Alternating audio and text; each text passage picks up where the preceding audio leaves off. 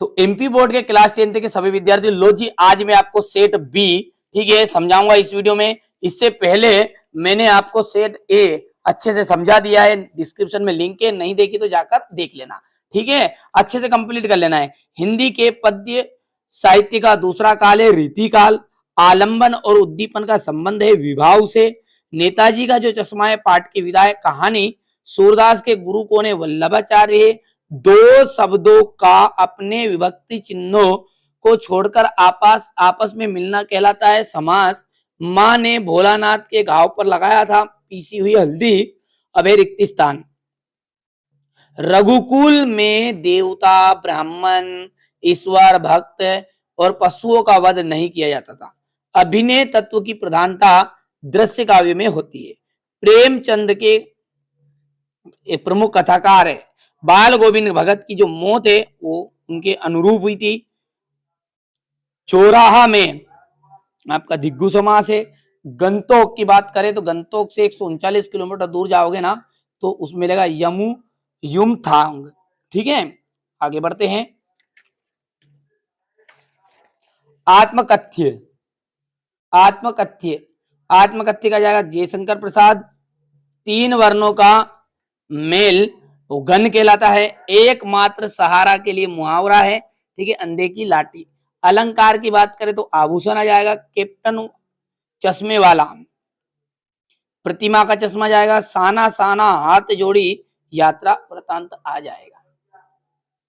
भोलानाथ अपने पिताजी को क्या कहकर बुलाते थे? तारकेश्वर नाथ।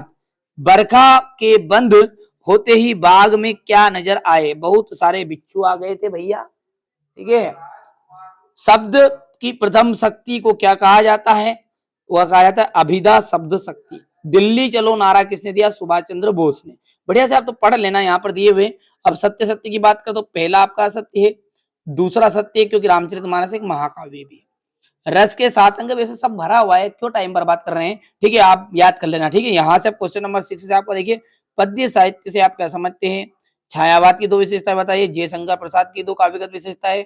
महाकवि सूरदास का साहित्य में स्थान बताना है। गोपियों के अनुसार राजा का धर्म क्या है?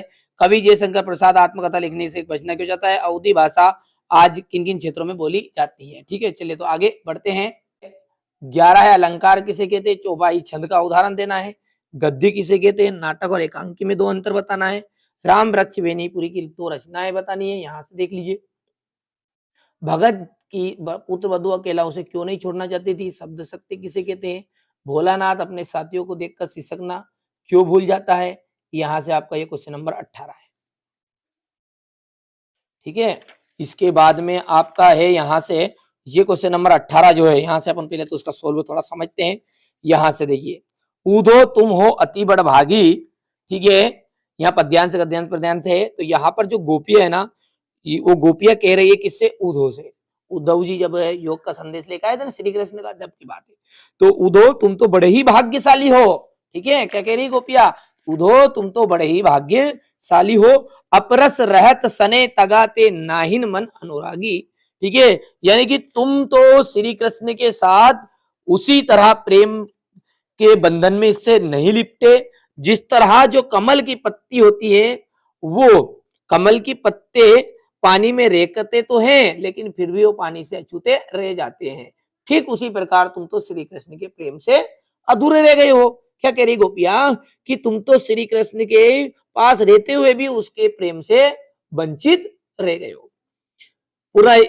पुराइन पात रहत जल भीतर तारस देन तागी, यानी कि जिस तरह कमल का जो फूल है वो जल के भीतर रहता है लेकिन जल से फिर भी वो छूता नहीं है, पानी का दाग उस पर लगता नहीं क्योंकि ऊपर खिलता वो। तो जो जल मां तेल की गागरी बूंद न ताको लागी, यानी कि जिस तरह यदि हम तेल से भरी हुई मटकी, तेल की मटकी भरी हुई मटकी है, उसको पानी में डाल दे, डुबा दे, फिर भी क्या वो मटकी डूब जाएगी? क्या वो उस वहां पानी की एक बूंद भी उस तेल को नहीं छू पाएगी, क्योंकि जितना भी तेल वो तो सब पानी के ऊपर आ जाएगा।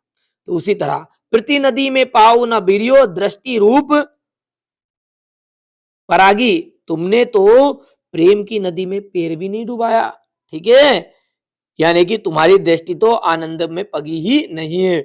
सुर अबला हम भोरी गुर चोटी पियो पागी, यानी कि श्री, और आगे कहते हैं कि हम तो क्या है, सूरदास जी कहते हैं आगे, गोपियां कह रही है कि हम तो श्री कृष्ण से उसकी तरह लिपट गए जिस तरह चींटियां जो होती है गुड़ से लिपट जाती है। ठीक है, उसी तरह हम तो श्री कृष्ण के प्रेम में लिप्त हो गई है। यहां से देखिए ये तो आपका संदर्भ आएगा और यहाँ पर आप देख सकते हैं ये इसका आंसर है।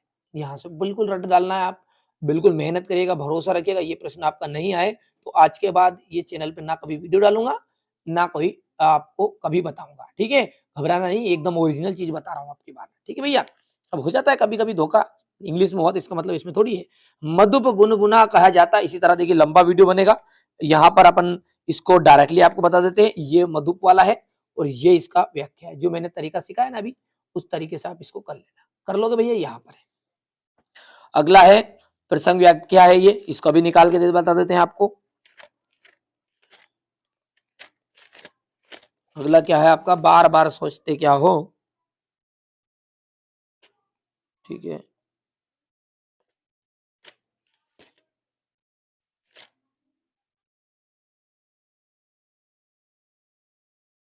तो देखिए यहाँ पर ये बाल गोविंद भगत वाला है, तो इसको आप, मैंने जो बताया ना अभी, उसी तरीके से आप इसको कर लेना।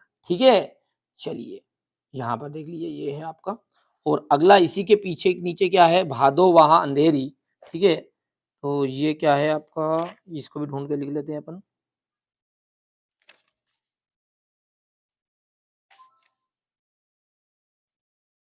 चलिए, तो ये कोई बात नहीं, इसका ऊपर वाला बता दिया मैंने। दो मित्रों के बीच में परीक्षा का संवाद आपको बताना है। दो मित्र हैं और वो संवाद कर रहे हैं। ठीक है, तो संवाद लेखन है आपका किसके बीच में है, दो मित्रों के बीच में है। ठीक है, तो यहाँ पर अपन देख लेते हैं, इसका भी आंसर आपको बता देते हैं। और इसी के नीचे क्या है, कोई सी भी एक पसंदीदा, जैसे ये संवाद है ना, यहाँ पर मैं बता रहा हूँ आपको, यहाँ पर जैसे ये आतंकवाद, ये भाई इंटरनेट के ऊपर से भाई बहन में संवाद है ना, जैसे ये श्याम आज कक्षा में इंटरनेट के बारे में बताया, वास्तव में इंटरनेट तो बहुत कमाल की चीज है। हाँ भैया, हमें भी बताओ नहीं इंटरनेट क्या है, राधा बहन इंटरनेट। इसी तरह आपको यहाँ पर दो मित्रों के बीच में परीक्षा संबंधित संवाद आपको लिख देना है। ठीक है, कि यार यार तुमने अच्छी पढ़ाई कर ली, ये न वो, इस तरह का। ठीक है, अब यहाँ पर देखिए नीचे का है, काव्यांश मानव का कारण ही मानव के प्रति उदार हो उठना केवल मानवता के लिए लज्जाजनक नहीं वरन अनुचित भी है। देखिए यहाँ पर क्या है, इसका अर्थ कि मानव का बिना कारण से किसी दूसरे मानव के प्रति गुस्सा लाना, क्रोध लाना मानवता के लिए लज्जाजनक है, वरंतु क्या गलत भी है। वस्तुतः यथार्थ मनुष्य तो वही है जो हमेशा दूसरों का आदर करना जानता है, जो दूसरों का हमेशा सम्मान करता है। ठीक है, और कर सकता है, केवल इसलिए नहीं कि मनुष्य